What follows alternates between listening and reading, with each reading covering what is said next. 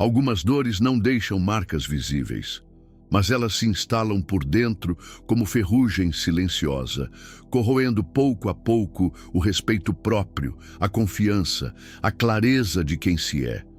E o mais cruel nisso tudo é que quem provoca essas dores quase sempre age como se não tivesse feito nada de errado, como se a culpa fosse do outro, como se ferir fosse normal. E quem sente quase nunca sabe como se defender sem parecer fraco ou exagerado. É estranho como o coração se apega até ao que machuca, como a mente tenta justificar o injustificável. A verdade que quase ninguém fala é: quem mais nos fere costuma ser quem mais sabe onde apertar. Eles estudam o silêncio, observam as reações e se alimentam da tua perda de controle. E quanto mais você tenta mostrar que está certo, mais poder entrega nas mãos erradas. Existem pessoas que se alimentam da tua raiva, que se sentem fortes quando te fazem perder a razão, que te provocam para depois dizer que você é o problema. E se você não aprender o segredo cruel para tirar o poder dessas pessoas, vai passar a vida inteira sendo manipulado como uma marionete invisível. E o pior, com o próprio consentimento. Esse vídeo é uma linha de fogo. E quem atravessar até o final vai descobrir como parar de ser vítima do jogo psicológico dos outros e se tornar alguém emocionalmente blindado. Mas primeiro, é preciso encarar a pergunta que assombra quem já foi machucado demais. Por que você entrega tanto poder a quem menos merece? Ela sempre dizia que estava tudo bem. Sorria no almoço de família, trocava mensagens carinhosas, fingia estar no controle. Por fora, era calma. Por dentro, uma guerra que ninguém via. No fundo, ela sabia que estava sendo manipulada. Sabia que estava cedendo demais, que se calava quando deveria se impor, que chorava escondido depois de cada pequena humilhação travestida de brincadeira. Mas havia algo mais forte do que a dor: o medo de perder o pouco afeto que recebia. Essa história não é rara. Pessoas são condicionadas desde cedo a agradar para merecer amor, a ceder para evitar conflito, a se calar para manter a paz. E é assim que o ciclo começa. Um ciclo silencioso, onde o outro ganha o poder de definir o que é certo ou errado, o que é exagero, o que deve ser ignorado. Quem fere se torna juiz, e quem é ferido passa a pedir desculpas por sentir. O mais cruel é que na maioria das vezes não há gritos, não há tapas, só pequenas retiradas de valor, um olhar de desprezo, uma crítica disfarçada de conselho, uma comparação constante, e sem perceber, quem sofre vai se curvando, vai moldando a própria essência para caber na expectativa de quem não tem empatia alguma. E isso entrega o maior dos poderes, o de controlar emocionalmente. Dar poder a quem não merece não é um ato consciente. É um reflexo de feridas mal cicatrizadas. É o medo de abandono disfarçado de lealdade. É a esperança de que, um dia, o outro vá reconhecer o esforço, pedir desculpas, mudar. Mas isso raramente acontece, porque quem se alimenta do controle alheio nunca se satisfaz. Quanto mais domínio tem, mais exige. Há quem diga que amor é entrega, mas entregar tudo a alguém que não se importa é como abastecer um carro que vai te atropelar depois. O amor saudável não cobra humilhação, não exige silêncio, não vive de medo. Quando você entrega poder a alguém que te diminui, está dizendo ao mundo que merece menos do que tem. E é aí que mora o perigo. Porque quem se acostuma a ser controlado passa a acreditar que não consegue viver sem a aprovação de quem o machuca.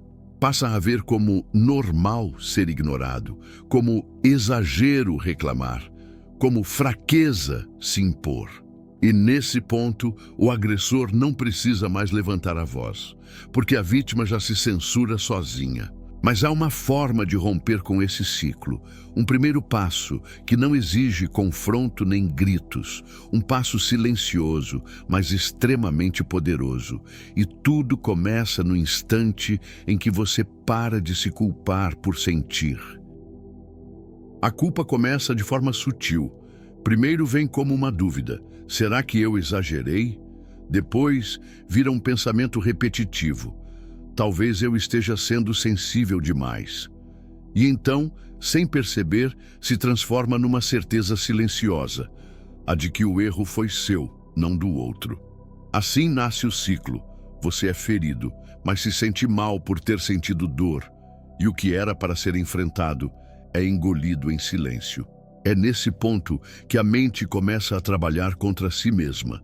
Ela tenta encontrar justificativas para o comportamento do outro, analisa cada detalhe da conversa, revê atitudes passadas em busca de algo que explique o desrespeito.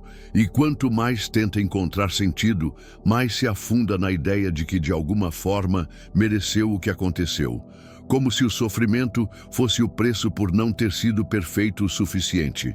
A culpa é a âncora que mantém a vítima presa ao agressor, porque enquanto acredita que o erro foi dela, ela não se sente no direito de reagir, de se afastar, de se proteger.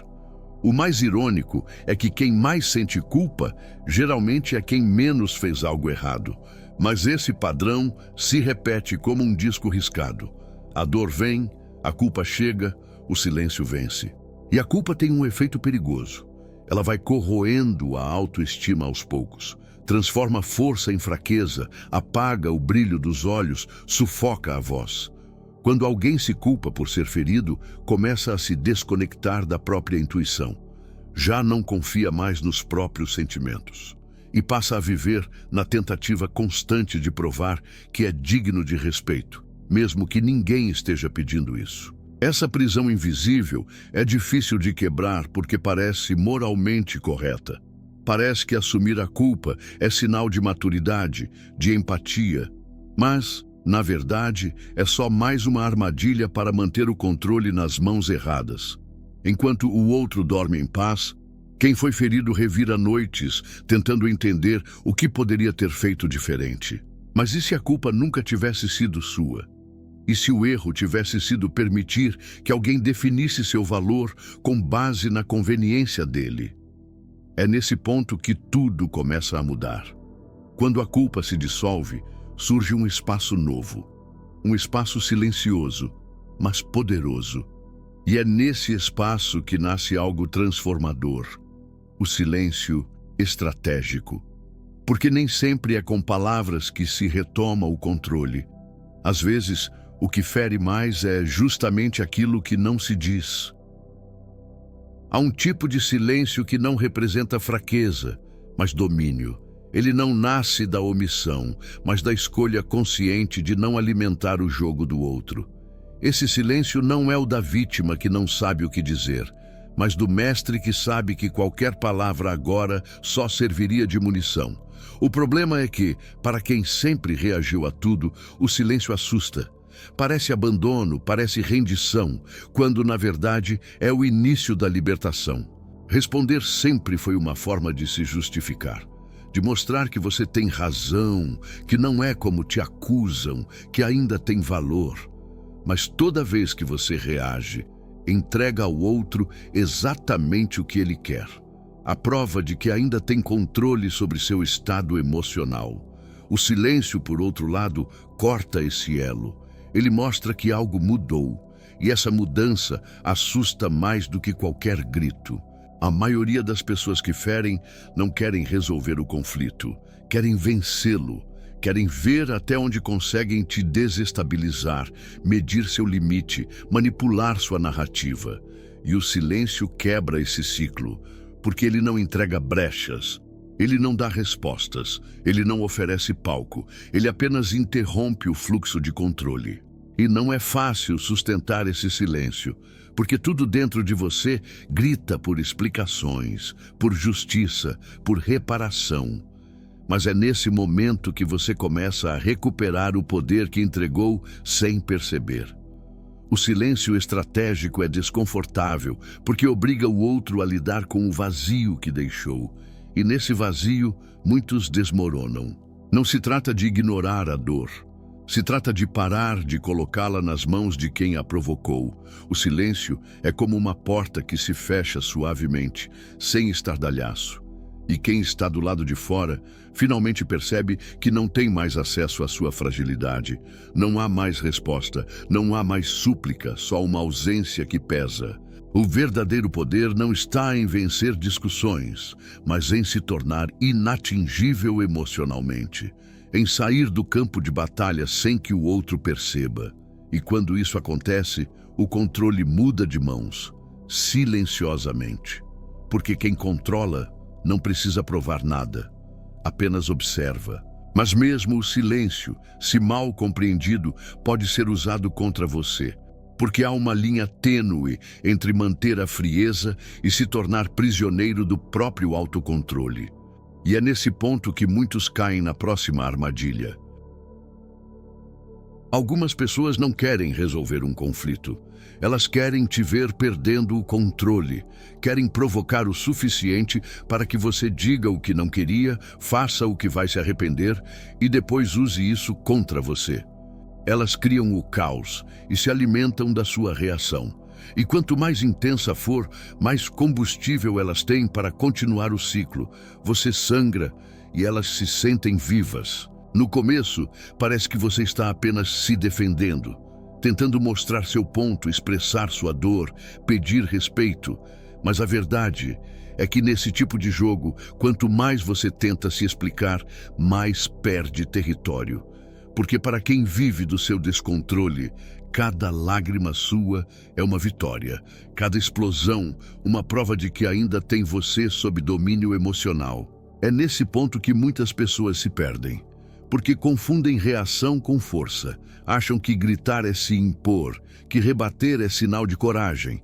Mas na prática é só mais uma forma de mostrar vulnerabilidade, porque quem realmente tem domínio de si não precisa se debater para ser visto. Não precisa se justificar para ser respeitado. A reação nesse cenário é apenas uma resposta esperada. E quem espera já está no controle. Esse tipo de provocador emocional aprende a mapear seus gatilhos. Sabe o que dizer, quando dizer e de que forma vai te atingir mais fundo. Ele não quer sua consciência, quer sua instabilidade, quer transformar você na versão mais descontrolada de si mesmo.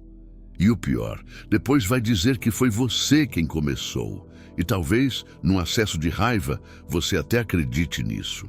Reagir impulsivamente é como jogar gasolina no incêndio que o outro iniciou.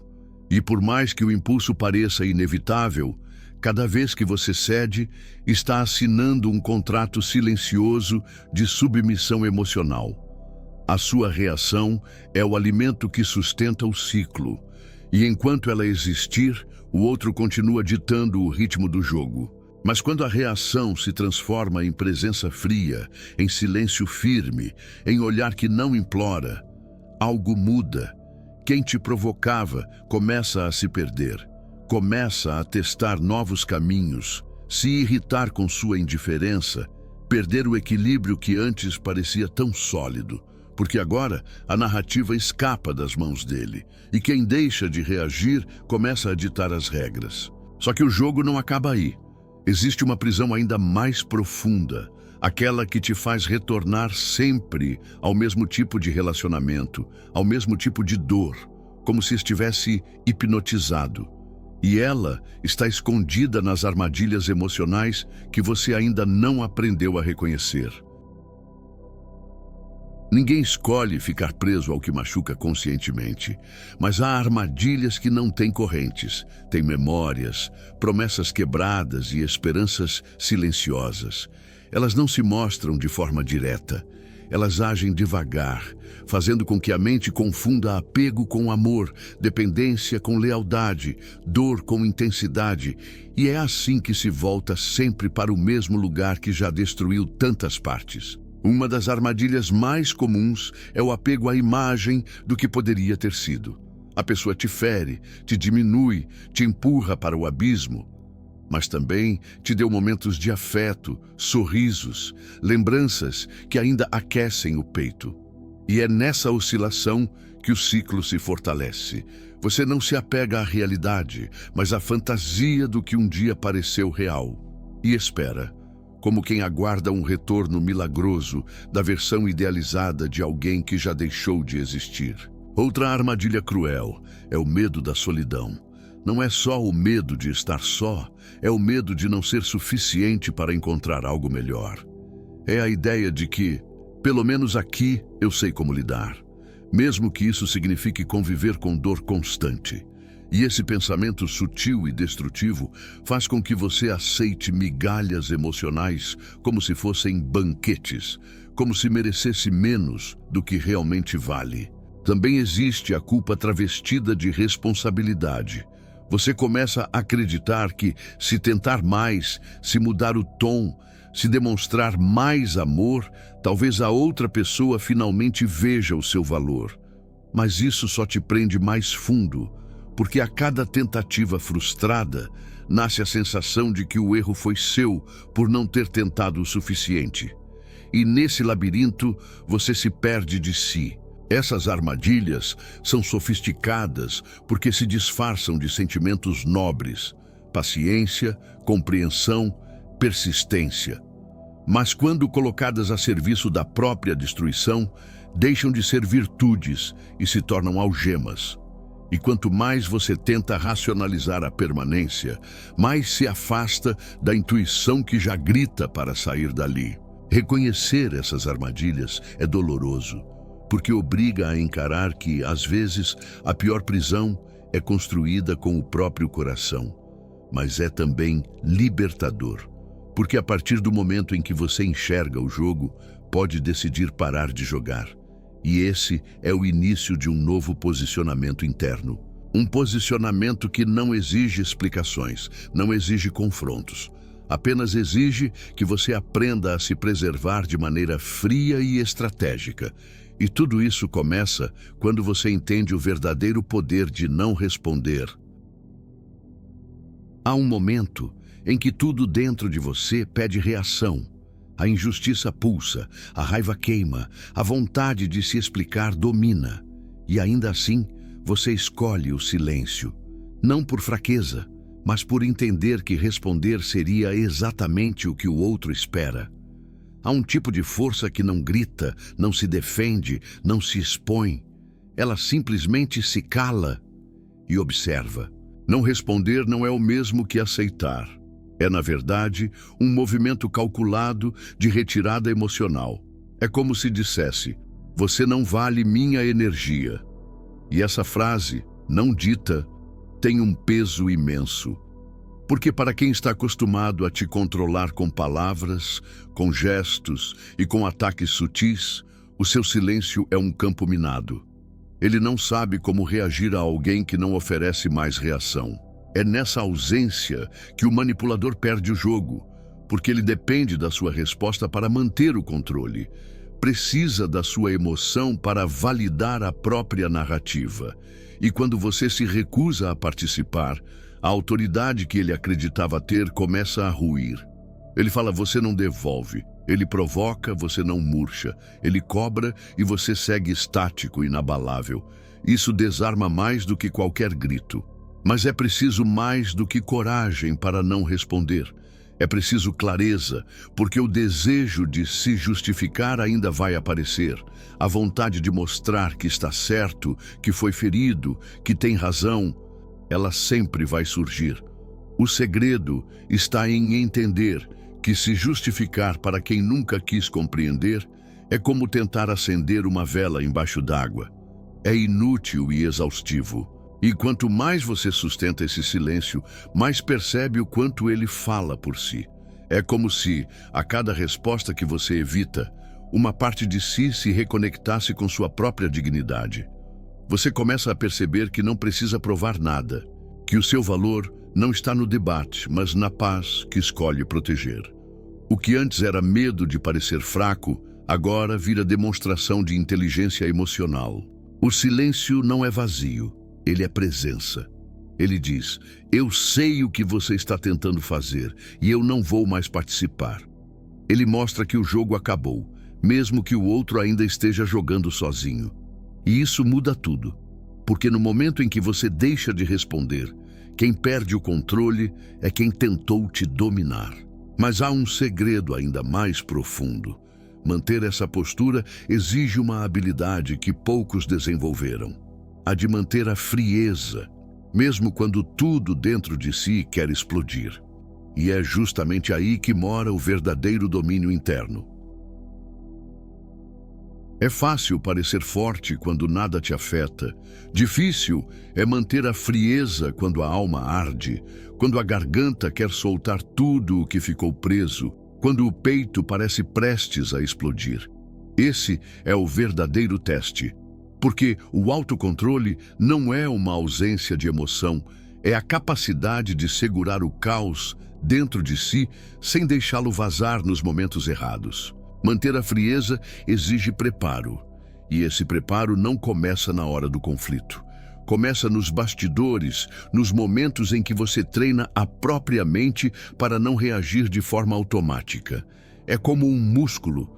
Você fortalece o autocontrole toda vez que escolhe observar, em vez de atacar, respirar em vez de se justificar, sair de cena em vez de tentar vencer uma batalha emocional que já está perdida.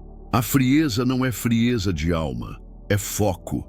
É saber onde vale a pena gastar energia e onde o silêncio vale mais do que 1000 palavras. Muitas vezes, o que parece indiferença, na verdade, é uma escolha consciente de proteger a própria sanidade. Porque gritar, brigar, explicar, discutir, tudo isso alimenta o caos do outro. Mas a calma desestabiliza. Só que manter essa calma exige um preço, o de se afastar da necessidade de ser compreendido. É abrir mão da última palavra. É aceitar que quem realmente importa vai entender você no silêncio e quem não importa, que continue gritando sozinho. Quando você para de buscar validação emocional, começa a construir uma paz que ninguém mais pode tirar. A frieza verdadeira não tem a ver com dureza. Ela tem a ver com soberania interna. É quando você passa a observar o ataque sem ser atingido, a crítica sem ser desmontado, a provocação sem perder o eixo. E o que antes te quebrava, agora só confirma o quanto você cresceu. O que antes doía, agora apenas revela a fraqueza de quem ainda tenta te controlar. Essa postura não nasce do orgulho, nasce do cansaço de repetir padrões que só te machucam. É quando você se recusa a seguir dançando a música do outro e começa, enfim, a andar no seu próprio ritmo. Frieza não é ausência de sentimento, é maturidade. É saber que perder o controle é exatamente o que o outro quer. E não dar isso a ele é o golpe mais preciso. Mas essa maturidade emocional só se sustenta quando você entende a diferença entre dominar suas emoções e simplesmente reprimi-las. Porque um dos maiores perigos é confundir autocontrole com autonegação. E é essa linha fina que precisa ser compreendida agora. Segurar o que se sente não é por si só uma virtude, pode ser um fardo. E muitos que parecem fortes, na verdade, estão apenas sufocando o que não sabem como lidar. Há uma linha quase invisível entre controlar uma emoção e enterrá-la. E é essa linha que separa a paz verdadeira da bomba relógio emocional prestes a explodir. Controle emocional é quando você sente tudo, mas escolhe como e quando agir. É quando você reconhece a raiva, mas não a deixa dirigir suas atitudes. É quando a tristeza aparece, mas não paralisa. É presença, é consciência. Já a repressão é diferente. É quando você finge que não sente, empurra para dentro, se cala por medo e vai se enchendo de mágoas não processadas até que o corpo começa a gritar por onde a boca se calou. Quem vive reprimindo emoções parece calmo por fora, mas vive uma guerra por dentro. São pessoas que estouram do nada, que adoecem em silêncio, que se desconectam da própria essência para tentar parecer equilibradas. Só que isso cobra um preço alto. E quanto mais tempo se passa sem encarar o que realmente sente, mais distante se fica de si mesmo. Autocontrole é diferente. Ele exige coragem para olhar de frente, para sentir sem se destruir, para entender antes de reagir. É como se você aprendesse a manter o fogo aceso por dentro sem deixar queimar tudo ao redor. E essa habilidade transforma não apenas suas relações, mas sua própria identidade. Você deixa de ser reativo e passa a ser estratégico. A repressão, por outro lado, é um acúmulo perigoso. Ela cria uma ilusão de força, mas é frágil como vidro fino. Qualquer comentário mal interpretado pode ser o estopim. Qualquer gesto de descaso pode trazer à tona tudo o que foi engolido por meses ou anos. E quando isso acontece, a explosão não é só emocional, é existencial. Por isso, aprender a dominar as emoções não significa ignorá-las, mas dar a elas o espaço e o tempo certos. Significa reconhecer, entender, processar e só então decidir o que fazer com aquilo. Isso é poder. Isso é liberdade. Porque quem sente e entende o que sente, nunca mais será escravo de ninguém. E quando essa clareza é conquistada, surge uma nova forma de se posicionar diante do mundo. Uma postura silenciosa, firme, quase imperceptível, mas extremamente impactante. É o desprezo que não se explica, apenas se impõe. Existe um tipo de desprezo que não vem da arrogância, mas da lucidez. Não é aquele que humilha, mas o que protege. É quando você entende que certas pessoas não merecem mais acesso, nem ao seu tempo, nem à sua energia, nem à sua paz. E então, você para de argumentar, para de tentar explicar, para de insistir em ser visto e apenas se afasta, em silêncio, sem cena, sem retorno. Esse desprezo não é vingança, é autopreservação. É quando, depois de muito se doar, você percebe que continuar tentando é se abandonar, que insistir em ser valorizado por alguém que te diminui é cavar o próprio buraco emocional. E aí você não grita, não bate a porta, não publica indireta, apenas some, porque a ausência é a única resposta que não pode ser distorcida. Muitos confundem esse afastamento com frieza. Dizem que você mudou, que está diferente, e estão certos. Mas o que não entendem é que essa mudança não veio da raiva, veio da exaustão. Chega um momento em que você simplesmente não quer mais lutar pelo mínimo. Não quer mais negociar sua dignidade. E é aí que nasce o desprezo que cura, aquele que encerra ciclos sem precisar de aplausos. É nesse ponto que o silêncio se torna sagrado. Ele não busca vingança, ele não espera reação. Ele apenas declara que você já não está mais disponível. E essa indisponibilidade emocional é o maior golpe para quem vivia se alimentando da sua carência, da sua presença constante, da sua vontade de agradar. Agora, nada mais disso existe. O desprezo maduro não destrói o outro, ele te reconstrói, porque quando você decide não mais participar do teatro emocional de quem te usava como figurante, você volta ao centro de si. Passa a escolher com quem divide sua energia, o que tolera, o que merece resposta e o que deve apenas ser ignorado. E essa seleção muda completamente o seu destino. E nesse novo estágio, algo ainda mais poderoso se revela. A capacidade de enxergar os jogos de poder que sempre estiveram ali, mas que antes passavam despercebidos. Você começa a notar os padrões, as manipulações sutis, os convites silenciosos para voltar ao mesmo ciclo. Mas agora, com olhos frios e mente limpa, você finalmente vê com clareza o que antes te confundia. E é exatamente nessa clareza que está o próximo passo da sua libertação. Entender o jogo de poder invisível que acontece nas relações destrutivas. Nem toda manipulação vem com gritos. Às vezes, ela vem com um sorriso, com um elogio calculado, com uma ausência estratégica. E quanto mais você tenta manter a harmonia, mais se vê envolvido em um jogo silencioso, onde cada gesto tem uma intenção oculta e cada palavra é uma peça no tabuleiro. As relações destrutivas não se constroem no caos visível, mas nas dinâmicas invisíveis que você demora para perceber. Nesse jogo, o poder nunca é direto. Ele se manifesta em pequenas doses. Quando alguém te faz duvidar da própria memória, quando te elogia e desqualifica logo em seguida, quando some só para testar sua reação. O objetivo não é amar, é dominar. É manter você emocionalmente dependente, desconectado de si, sempre buscando a aprovação de quem te confunde. E o mais perigoso é que você começa a agir para evitar o desconforto do outro. Começa a medir palavras, a pisar em ovos, a se ajustar. E quando percebe, já não sabe mais quem é sem aquela pessoa. Ela se tornou o centro e você, o satélite. Orbitando em torno de necessidades alheias, perdendo força, perdendo voz. Esse tipo de relação não quebra com um grito. Ela se sustenta justamente porque parece não tão ruim assim. Porque os momentos bons existem e são exatamente eles que te mantêm preso.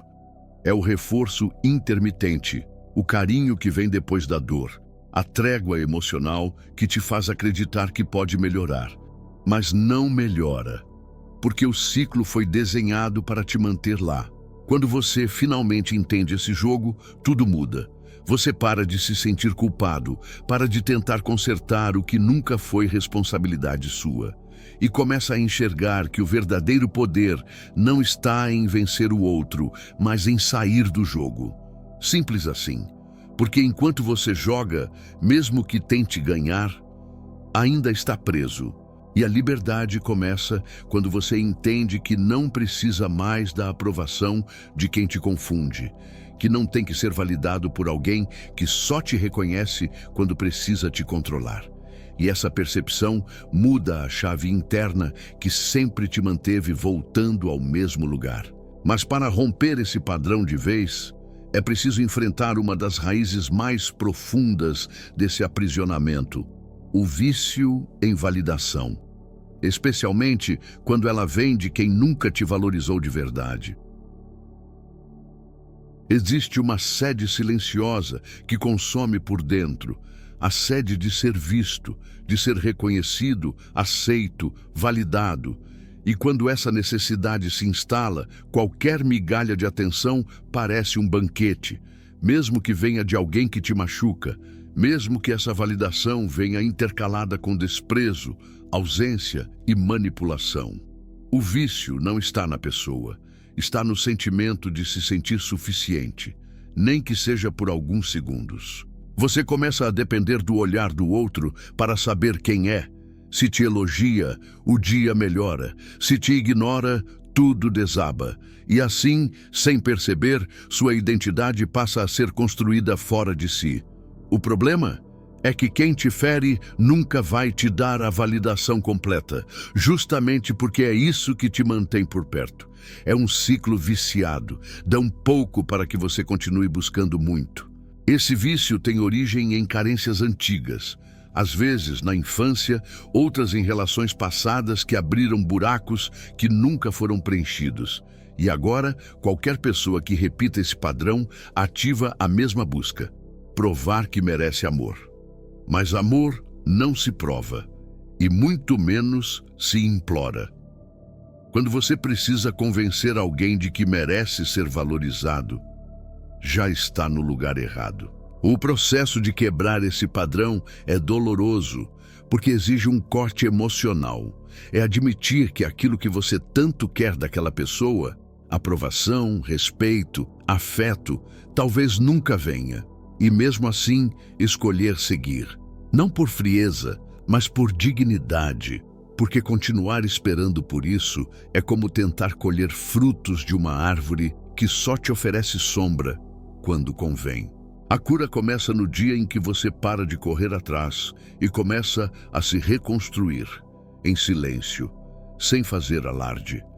fortalecendo a autoestima, resgatando a própria voz, redescobrindo quem é sem o olhar do outro.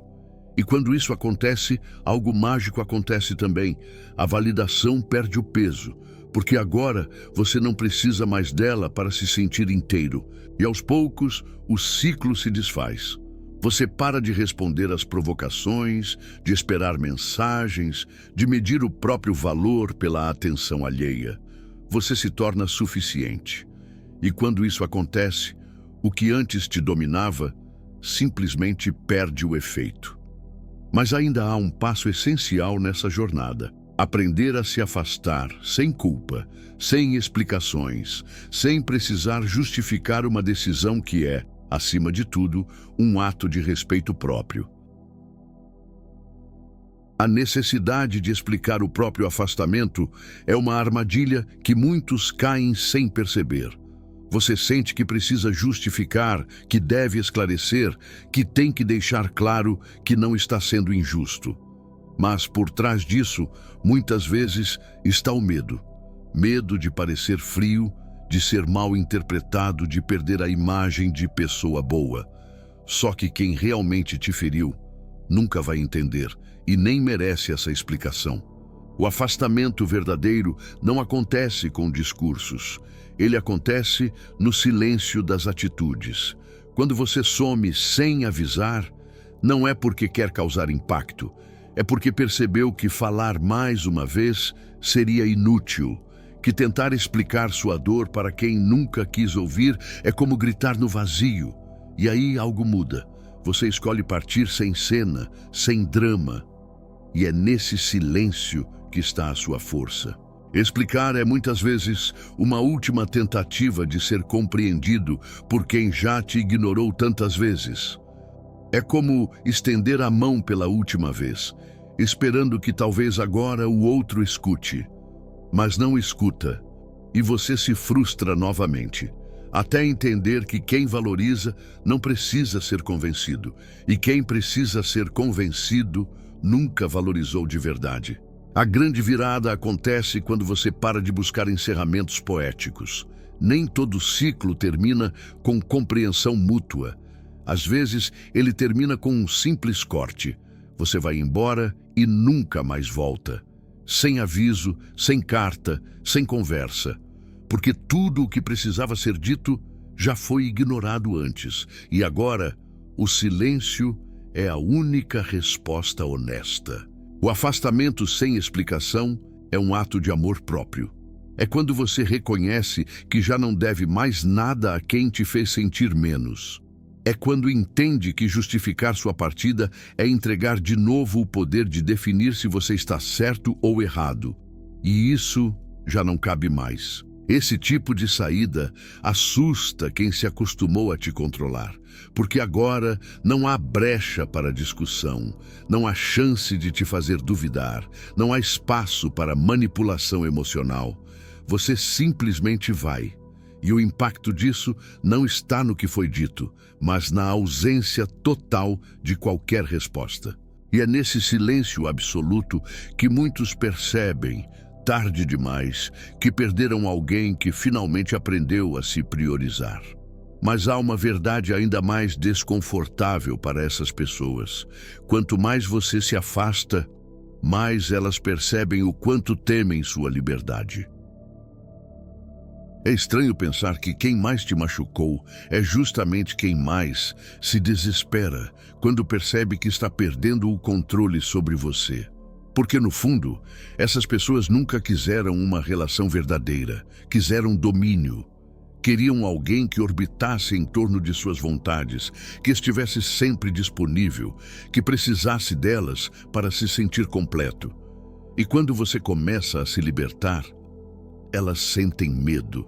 O medo não vem do seu afastamento físico, vem da sua autonomia emocional, do fato de você já não reagir como antes, já não implorar, já não aceitar o pouco que oferecem, porque agora você não precisa mais delas para se sentir suficiente.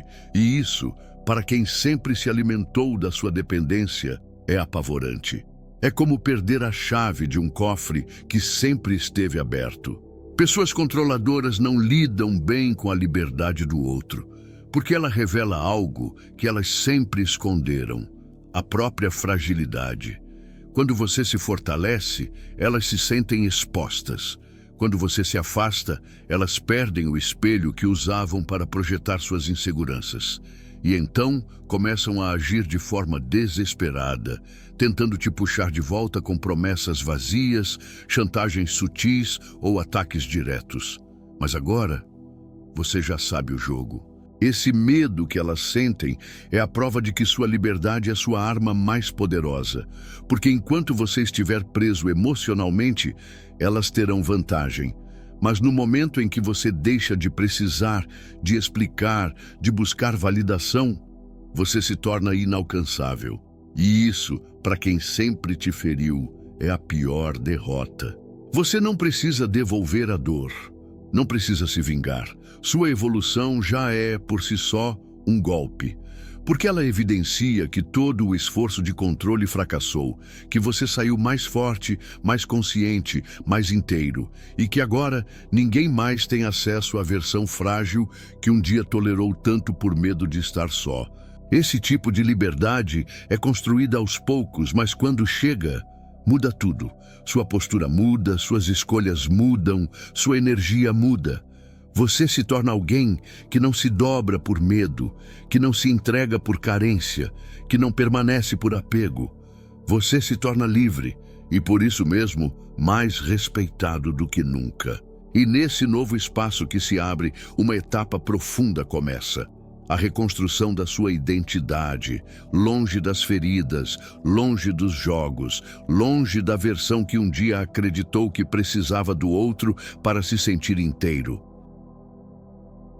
Existe um momento silencioso, depois de tudo, onde você olha no espelho e já não reconhece quem vê.